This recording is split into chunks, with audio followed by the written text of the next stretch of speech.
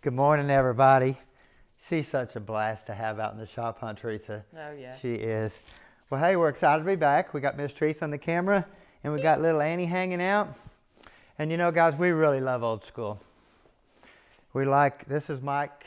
I can't say his last name. His name's Mike. He lives in Dumas. A little small block, radical cam, all that type of stuff. We just finished the 350 for him when I talked about the 500 horsepower Malibu. We got it in, or he got it in, and had some issues with it. No vacuum. Motor makes like 6 pounds of vacuum, so we had to do some modifications to the governor and just kind of get the shifts in place and stuff like that. But works really cool. But anyway, you gotta love old school. And you can actually hear it when you're going down the road, because you know we've got construction and stuff going on, and everybody's like, "Oh my gosh, what is that? What is that?" You know, I mean, like I said, they'll never make another one. No, right. I have a friend named Mike, kind of funny, Mike, but he has one, a silver and a maroon one, big tire car, big cubic inch motor, put it on the bumper, type car, beautiful car. And this is what this reminds me of. It's got a little small block in it. It's pretty neat. Still kick your A, right? Oh, yeah. No matter how many wheelies he makes. That's what it looks like. Oh yeah, that looks nice. Really nice. Doesn't Love working on these old school cars. Yep. And I actually learned something this morning, didn't I? Mm-hmm. Yep. As we're talking about older vehicles. I couldn't remember. Like, so I'm not good with years on these cars, or like the next vehicle that we're doing here. But you can look at the tail lights a lot of times, and it has the year model of the vehicle on the tail light. It does actually, and it says it's a 67 right here. 67. Yep. See, so it's pretty neat that way. But like I say, we're done with this. We did some adjustments on it and got it really nice for him. He wants to be able to put it in drive and just let it shift out at 5,500 RPM. So we did some governor adjustments and got that working really nice. So, but anyway, on this one here, this is really cool. Uh-oh. Somebody's here. Hang on. Okay, we're back on the pickup. We had somebody stop by for just a second that's been trying to get a hold of us, and they sent somebody over from a long ways, I guess, to get a hold of us. No, actually, she works for Telemundo over here at Channel 10 News Station. Oh, that's cool. With Dave Doppler. So that's how they found our Doppler address Dave. and stuff, huh? They're part of the news. Well, I don't know. We're pretty hard to find, believe me. But anyway, we got a customer coming. We're going to be putting in a 4L80E in his car. I think his motor dyno's 650, so it's going to be pretty cool. So we're going to try to take care of that for him. But anyway, this one here is a really cool truck. I love these older trucks. Look at the inside. This is really cool. Blue on white. Really, really neat truck. This is really old stuff right there. Love working on this stuff like this. But when you come over here and look under the hood, this is going to surprise you. Got a big block stuffed in it. Yeah. This is one sweet sounding motor right here. This is Jack's truck. He's over there with Don over at Panhandle Performance Engines. He's the one that does the engines, or Jack doesn't. Don does the motors in the Dirty Bird. Anything else that we need done. Jack works there and actually does off-frame restoration cars. He's working on a GTO right now that would just blow your mind. This car that he's working on, beautiful car. But anyway, big block. This thing here, we did the tranny. It's got a 400 tranny in it with a gear vendor overdrive. We did this tranny probably maybe 5 or 6 years ago. I think it's got like 13,000 miles on it. So works really nice. But what we're going to be doing, we're going to be putting a 700 in. Actually, it's a 4L60. It's not computer controlled. It's cable operated still. So, but we're going to put a 4L60 in it with a 2000 stall converter from B&I. We're going to get rid of the, of course, we're going to have a drive shaft made, a little longer drive shaft, but we're going to be getting rid of the 400 and the gear vendor. 13,000 miles on it, and he says he wants to sell it. So if y'all are interested in a really nice transmission and a gear vendor unit with all the bells and whistles, this would be one to purchase. We did the tranny, and believe me, it works really, really nice. So,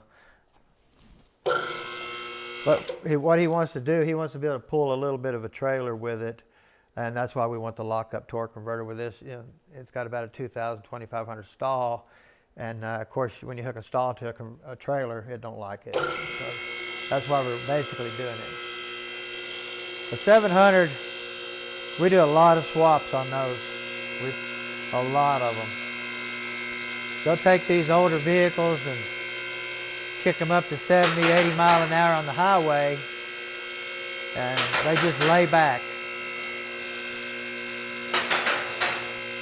But I got to get this out today. I got to get that one stuck in there.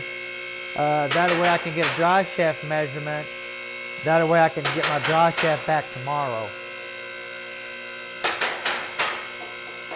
Allied Machine over there in Amarillo does all of our drive shaft work.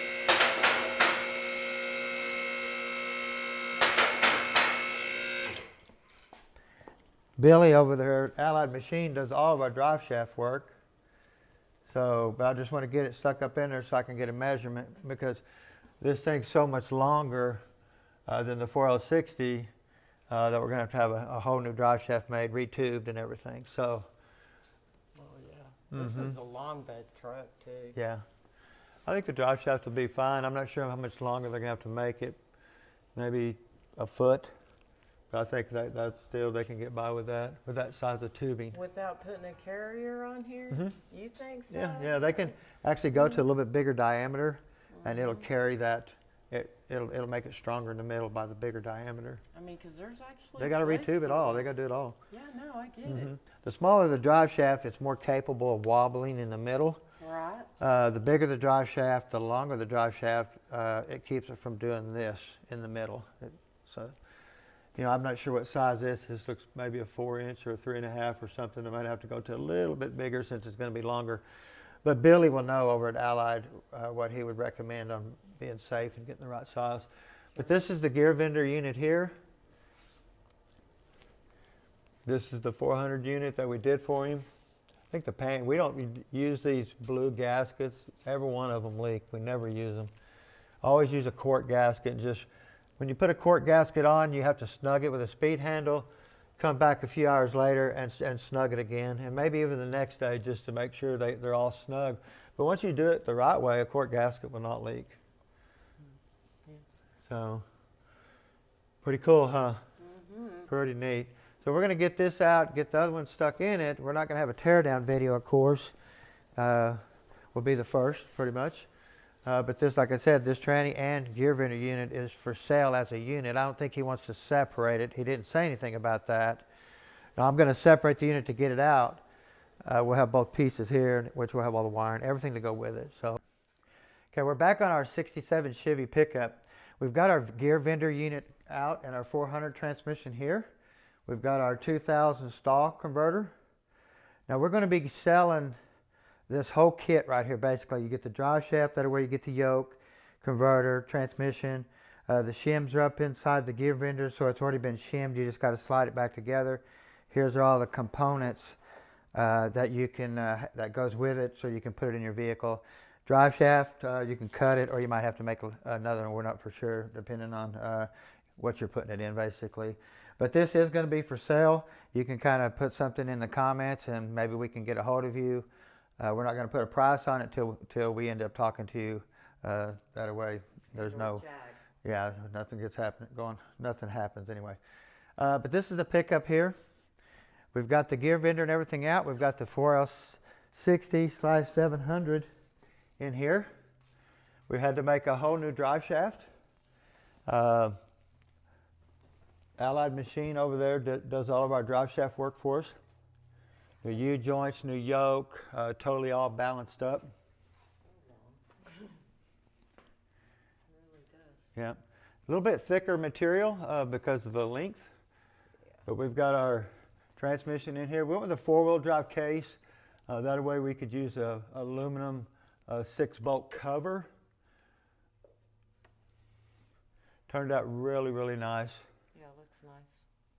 Really, really nice. And you put a tranny cooler on here. Yes, we did. We put a dual layer tranny cooler. In other words, it looks like two tranny coolers stuck together, but they're moved just a little bit over from each other. That way they can flow. So it's pretty thick, pretty good sized cooler.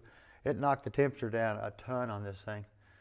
Like I said, we put a 2000 stall converter in this thing, which lockup works. I'll show you how we did lockup upstairs. Let me let it down real quick.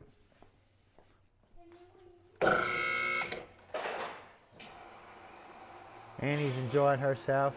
Been misting and raining all day, all night last night. Enjoying that. But this truck here has a big block in it, a really healthy big block. Anything they do over at Panhandle Performance Engines usually comes out running pretty good. I don't care if it's your lawnmower, but you can see here a different style dipstick tube. The other dipstick tube was really short. This one sticks out really far. That way you can get to it. Real easy to get to. We hooked up our TV cable. We had to get a Holley bracket that bolts to the intake manifold back there. That way we could get a direct pull on our cable. And then this is our cooler here. This is a really thick cooler. Like I said, it's about that thick. It's really long too. It sits in here perfect right up against the radiator.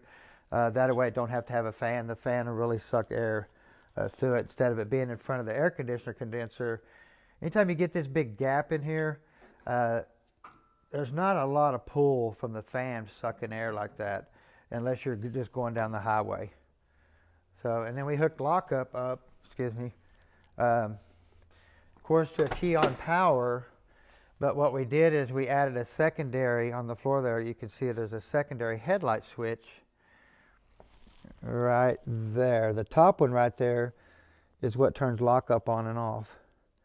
Now, we did put a little indicator light over here in the dash. You can see that right there. Actually, I'll turn the key on and just show you.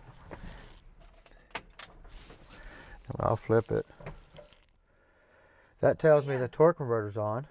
Now, this does have a lockup valve in the valve body and a lockup valve in the pump. So if I leave lockup on, as long as it drops out of fourth gear, it's going to turn lockup off. And plus I tied in the power part of it, the sensor, into the fourth gear circuit too. So when it drops below that, it's not going to lock up at all. So you can leave it on, come to a stop, it's going to unlock, it's not going to kill the motor. So now if you have a 4L60 and you put a check ball in the lockup sensor, it'll kill the motor. When you come to a stop, it'll try to chug it. So this is a really cool system. That way he has control of it. Because these things with lower gears, they like to go in fourth gear at lower speeds, sometimes 40 miles an hour. And if your lockup comes on, it's going to kind of try to chug it a little bit so he can turn it off when he's cruising around houses and stuff like that. So well, anyway, it's been a fun adventure doing, let me tell you. And me, I always get into everything. So I got a Corvette that I'm fixing to do. Right when I pull this out, I'm going to pull it in.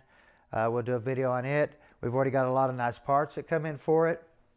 We're going to really put, the car's all stock, but he's thinking about maybe putting an LS in there. So we really want to kind of beef it up quite a bit. You know, we've already got our hardened shell, some Transgo stuff, some TCI stuff, some nice clutches and bushings. We have our hardened stator, pump stator, lockup solenoid. So got our BNI converter right here, really nice unit here. So we're really excited to get started on the Corvette. And I tell you, I get myself into some things, don't I, Teresa? Yeah, you do it to yourself. I'm telling you.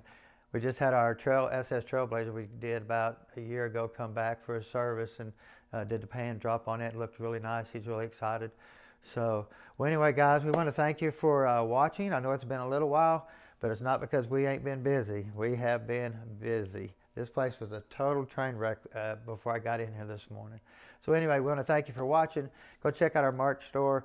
Push the like, notification bell, and all that cool stuff. And hey, have a good day. See you next time.